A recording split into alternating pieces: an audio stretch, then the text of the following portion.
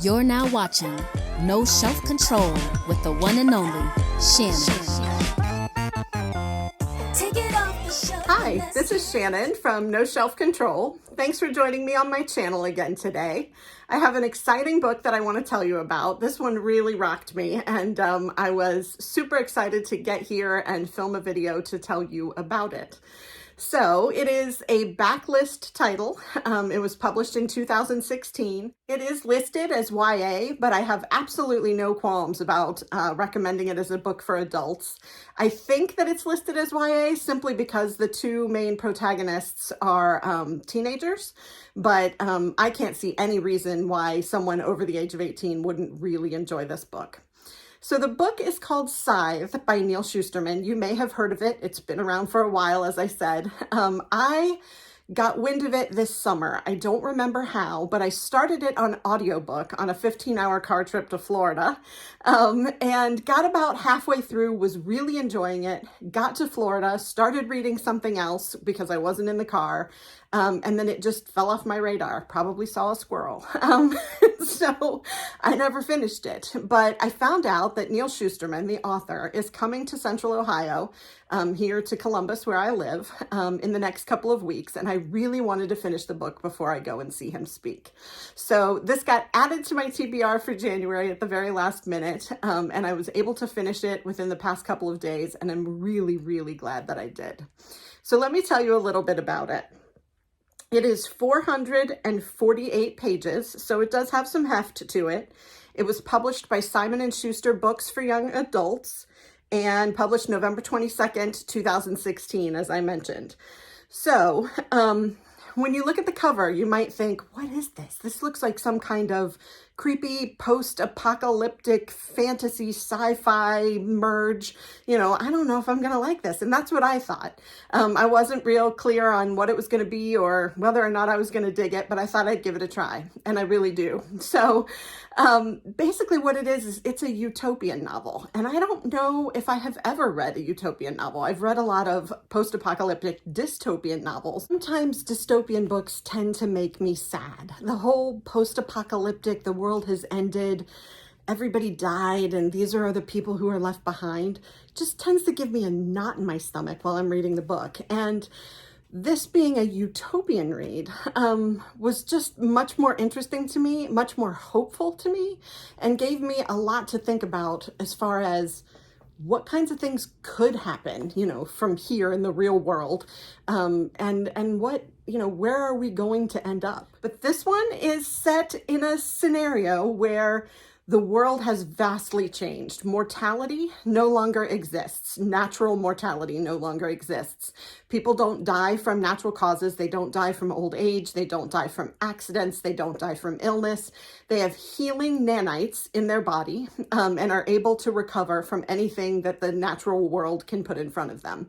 They can also do something called turn the corner, which means when they get to a given age where they are feeling old and washed up and whatever, they can choose to sort of recycle themselves and pick an age to go back to and start over. So some people go back to 50, some people go back to 25, whatever they choose, they're able to reach a certain age and then turn the corner and come back as someone at a younger age.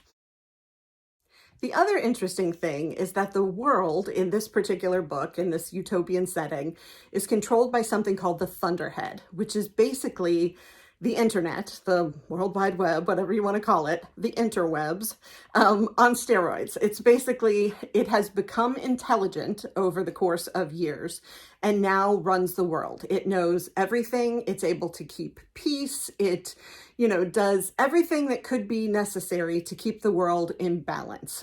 It has a full range of knowledge that you can access on a computer. And it basically controls the world. The Thunderhead is responsible for everything that used to be government, that used to be infrastructure, that used to be business. Everything is controlled by the Thunderhead. So you have this situation where there's no mortality and the world is run by this all-knowing AI, basically, through the internet called the Thunderhead. and a second group called the scythes, which is where the title of the book comes from. Now, the scythes are responsible for what is called gleaning, and that is the process by which people actually do die. Now, for population control reasons, they can't keep having babies and allowing, people to just keep aging and aging and aging and turning the corner and coming back and aging more. So there is a quota every year for these scythes that they have to eliminate the lives of a certain number of people. They're allowed to choose their own methods for doing so. They're a vaunted class in society. The scythes are very well respected, and what they have been chosen to do is well thought of. Fear of death has become, microscopic. Basically, the way the book explains it, we used to in mortality ages where we live right now, used to fear that we would all die, and we never knew when that death was going to come. And there was a statistical probability on any given day that you might die. Now, the statistical probability over the course of a year that you might die is much lower than it used to be when mortality was a thing. And the only way you will die is if a scythe comes and gleans you. Now, if a scythe were to come and glean you, your family in return receives 1 year of immortality. They cannot be gleaned for 1 year.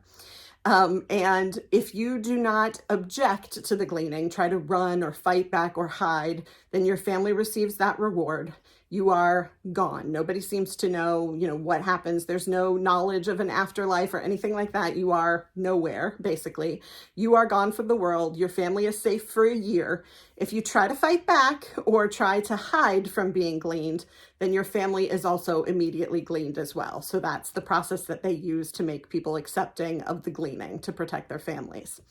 So it is a fascinating premise. It just really messed with my mind and gave me so much to think about, but I loved it. As far as the story is concerned, so you've got this whole premise, this whole world, and Schusterman does a great job of world building. Sometimes I struggle with sci-fi because of the world building, because I have to spend 4 chapters with somebody explaining to me how this world works, and we can't get into the story.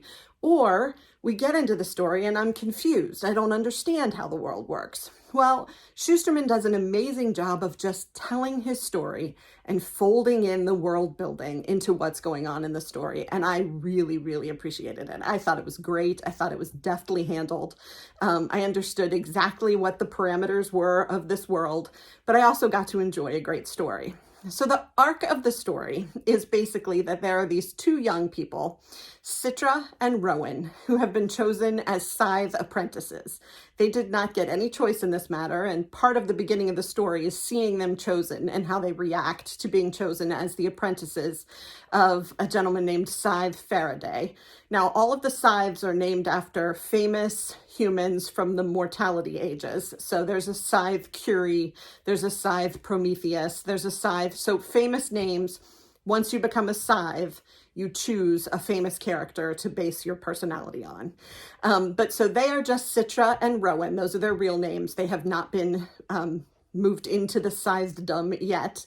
And they are competing against each other as Scythe Faraday's apprentices for who will actually get to become a scythe. And the question is, do either of them really want to become a scythe? There is some discussion about whether being a scythe is what you really want in your life. And we watch them in the story at the beginning sort of waffle back and forth between, do they want to become a scythe or do they really just want to go back to their regular life? So are they actually going to compete against each other for this scythe role, or is one of them going to bow out? Then we learn about the scythedom in general. The scythes have a lot of power. The one thing that I didn't tell you before is the Thunderhead has no control and no influence in the scythes community.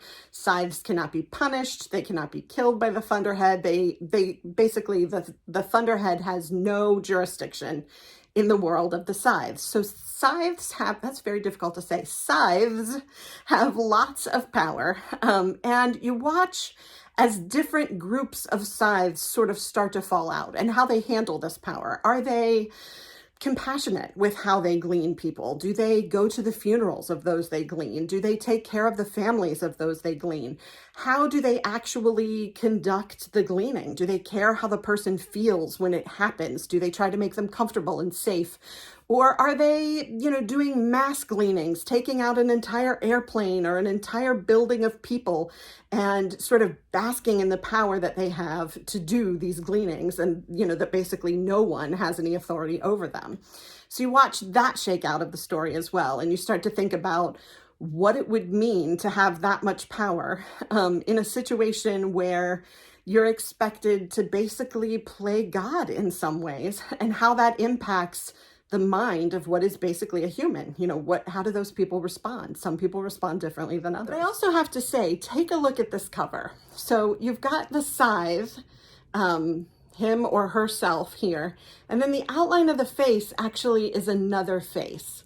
And so I thought this cover was actually really brilliant in that it looks at both the scythe, gives you a picture of how a scythe dresses. They're always dressed in colorful robes, but also sort of brings in that dichotomy between the powerful and compassionate scythe and the egotistical and narcissistic scythe, and gives you this idea that there are two sides to that story. So I thought the cover was also brilliantly done. So we watch the story play out between Rowan and Citra. What happens between them? There's a big twist in the middle of the story that I am not going to let on about, that changes the arc of where we're going with this. So we still have to see who's going to become the scythe. Is it going to be Citra? Is it going to be Rowan?